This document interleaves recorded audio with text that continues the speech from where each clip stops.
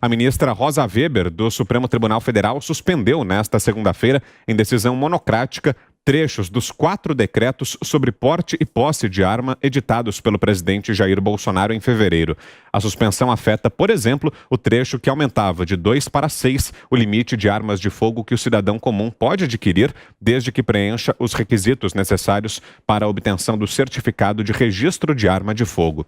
A ministra do Supremo também suspendeu a parte do decreto que permitia que policiais, agentes prisionais, membros do Ministério Público e de tribunais comprassem 2 armas de fogo de uso restrito, além de 6 de uso permitido.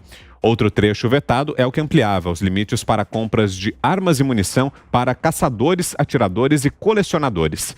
Na decisão, Rosa Weber afirma que a livre circulação de cidadãos armados, carregando consigo múltiplas armas de fogo, atenta contra o direito constitucional de todos reunirem-se em locais abertos e públicos pacificamente e sem armas. A ministra determinou que o tema seja enviado ao plenário do STF. O julgamento das ações protocoladas pelo PT, PSB e Rede contra os decretos do presidente Jair Bolsonaro já estava marcado para começar na próxima sexta, em plenário virtual. Começo essa com você, Ana. E aí, sua avaliação sobre essa decisão da ministra Rosa Weber do STF, Ana? É um tema sensível, né, que as pessoas consideram sensível no Brasil, mas é sempre importante a gente lembrar que hoje no Brasil os bandidos continuam armados, a população de bem que quer defender a sua família, que quer defender a propriedade, não tem acesso nenhum às armas. Mais uma decisão aí que a gente vê, uma decisão monocrática, né, da ministra Rosa Weber, vai para o plenário. Agora a gente tem que lembrar também do próprio plebiscito que vivemos em 2005, onde a população votou, né, para o armamento responsável, para o armamento legal, porque sempre que esse assunto vem à tona, Vitor, as pessoas tentam trazer também a segunda emenda aqui dos Estados Unidos e as pessoas acham que comprar armas aqui nos Estados Unidos é você entrar num supermercado e comprar qualquer tipo de arma. E não é assim, existe um processo muito rigoroso para você adquirir uma arma aqui nos Estados Unidos. Alguns estados, eles são legalizados ali o porte e a posse, alguns apenas a posse, né? E é interessante a gente lembrar também que para esse assunto existe uma pessoa muito capacitada, que é o Benê Barbosa no Brasil. Convido a todos, recomendo a todos para visitar seus perfis nas redes sociais, no Instagram, no Twitter. Tem muita informação sobre esse assunto. O Benê Barbosa, ele trata sobre esse assunto há mais de 30 anos, pesquisas e números, estatísticas. E apenas para finalizar aqui o comentário, né, uma das coisas, das críticas que a gente vê aí no Brasil em relação a esse decreto de armas assinado pelo presidente Jair Bolsonaro, as pessoas criticam muito uma canetada do presidente aí, mas não criticam a canetada do Joe Biden aqui essa semana, exatamente restringindo aí a compra de alguns tipos de armas e outras prerrogativas dentro dessa medida executiva dele, que vai contra a segunda emenda americana. Para finalizar, Vitor, na administração Obama, por causa desse barulho todo da criminalidade em relação às armas, a administração Obama pediu uma pesquisa para o CDC em relação à violência armada, né, relacionadas com armas de fogo. Mas essa pesquisa, curiosamente, foi empurrada para debaixo do tapete, porque em 2018 esse estudo que foi feito pelo CDC para o Instituto de Medicina e Conselho Nacional, ele revelou, Vitor, que embora houvesse cerca de mais ou menos 300 mil crimes violentos envolvendo armas de fogo em 2008, não 300 mil mortes, 300 mil crimes, o número estimado de uso defensivo de armas, ou seja, de vidas que possam ter sido salvas, variava de 500 mil para mais de 3 milhões por ano. Ou seja, enquanto uma turma fala que armas são perigosas e realmente são perigosas, você precisa ter uma arma legal para proteger a sua família, a sua propriedade, mas os bandidos continuam aí tendo um arsenal inacreditável, né, de armamento. Não, as pessoas não comentam exatamente o oposto. aqueles lugares onde cidadãos armados entraram para atirar aqui nos Estados Unidos. Aconteceu o ano passado, retrasado, numa igreja onde um cidadão entrou armado numa igreja para matar o máximo de número ali de pessoas orando, e havia um fiel dentro da igreja armado que aí conseguiu, infelizmente, atirar, né, nesse louco, e a tragédia poderia ter sido bem maior. Então, esse estudo de 2018, para quem quiser, ele está na internet, ele não mostra, ele foi empurrado para debaixo do tapete porque exatamente não mostrou o que a administração Obama queria, que era um número muito grande de homicídios com arma de fogo. Mostra 300 mil crimes violentos, né, envolvendo armas de fogo, não mortes, mas também traz um número estimado aí de vidas que possam ter sido salvas entre 500 mil e 300 milhões por ano. Mais uma vez, eu recomendo muito às pessoas a entrarem nas redes sociais do Benê Barbosa, que é um especialista nesse assunto, que tem muitos dados relacionados a isso. Diga, Augusto. Olha, quanto maior é a ignorância do ministro do STF, no caso é a Rosa Weber, maior é o desembaraço com que ele legisla sobre assuntos que desconhece. Maior é o desembaraço. A Rosa Weber, se apresentar um revólver para ela não sabe a diferença entre o tambor e o gatilho, não sabe.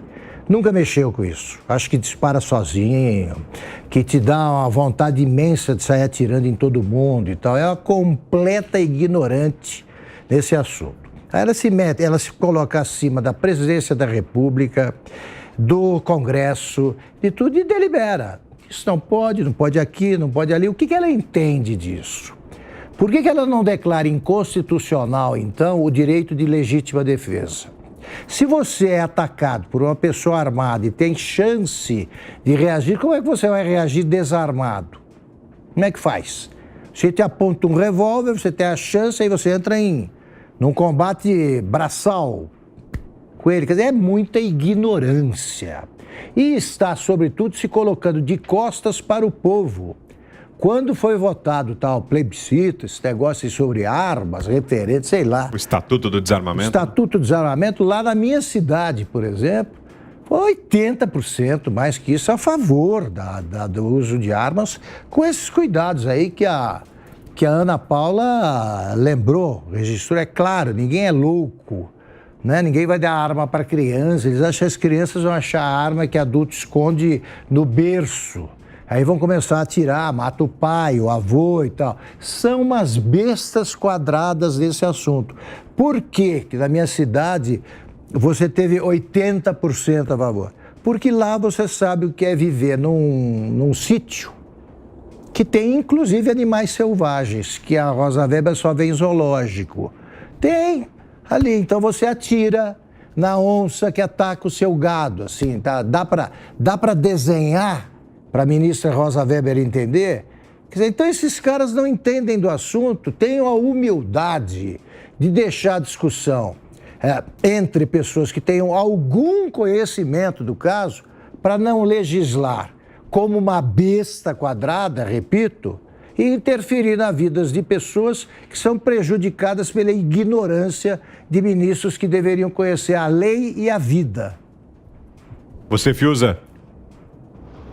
Olha, qualquer assunto que puder contrapor o Supremo Tribunal Federal ao governo Bolsonaro, eles vão entrar. A gente acabou de ver a questão das igrejas, né?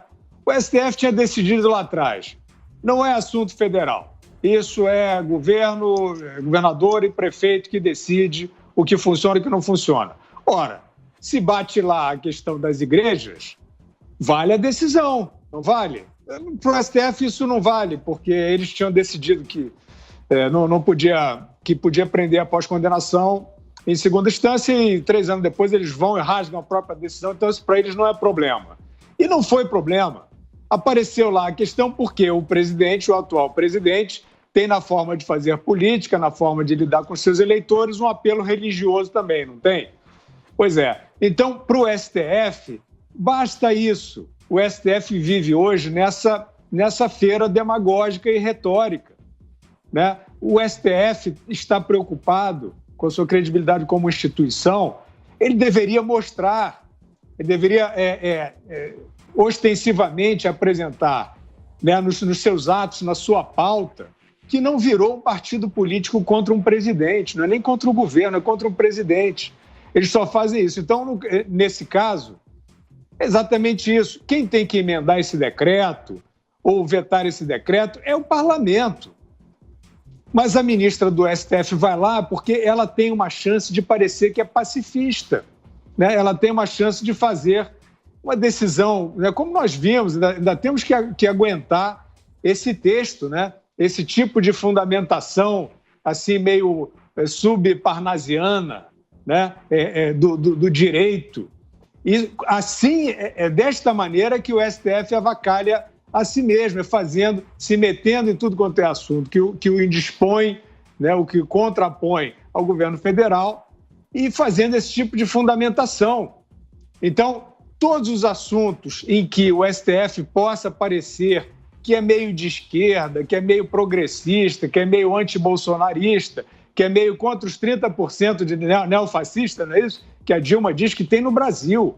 Ela diz que são 30% de neofascistas. O STF, eu acho que pensa a mesma coisa.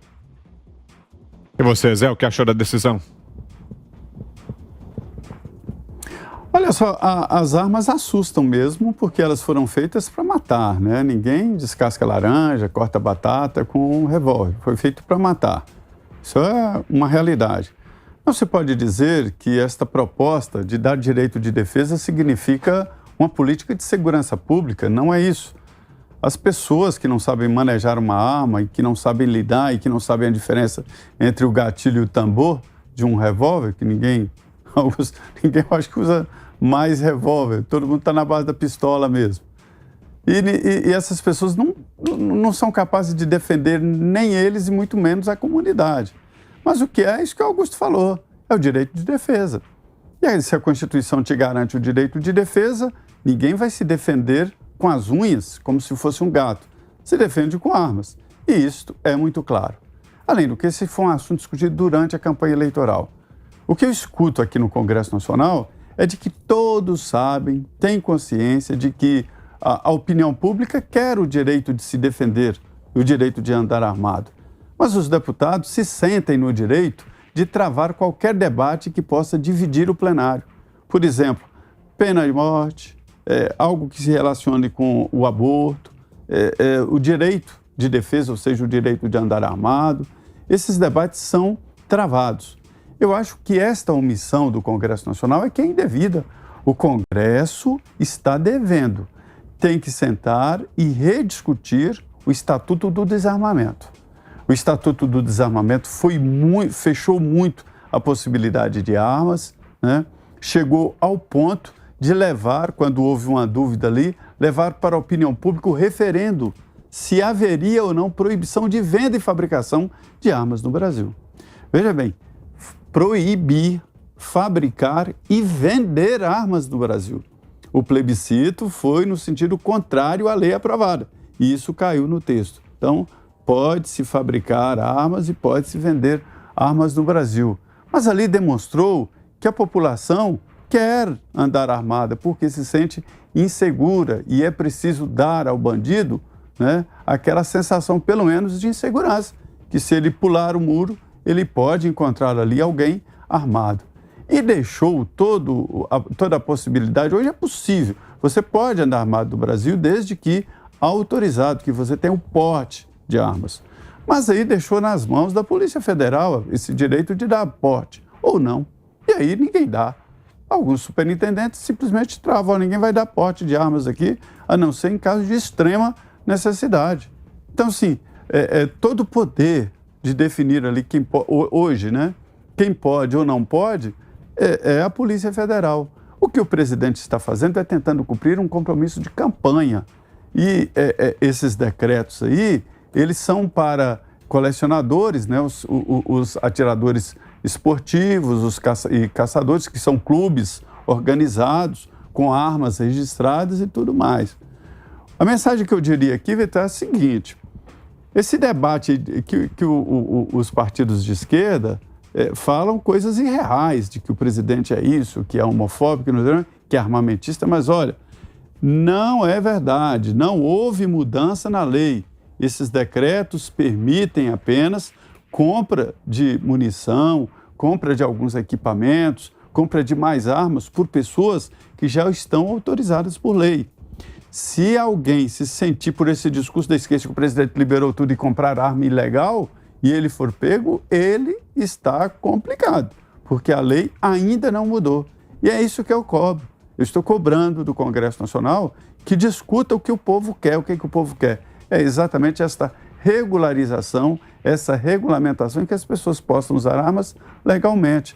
Ninguém, aquela propaganda de passar trator em cima de armas, todo mundo devolveu armas, devolveu, foi lá, buscou armas antigas, devolveu aquela propaganda toda, todo dia na televisão, um trator passando em cima de armas. Ninguém, nenhum bandido foi lá devolver armas. Pelo contrário, continua comprando armas. Eu me lembro que na CPI do crime organizado, o E, era um bandido famoso no Rio de Janeiro, e perguntaram para ele, mas como é que é esse comércio de armas? Sabe o que ele respondeu? Sabe que eu nem mesmo sei? Eu estou lá em casa à tarde, batem na porta e abrem uma quantidade de armas para eu comprar. Sabe que até eu, isso ele falando na CPI, até eu me assusto. Então o mercado continua, só que os bandidos é que usam armas. Um cidadão de bens que atirar no bandido na casa dele com arma ilegal, olha, ele está complicado. Eu conheço casos assim.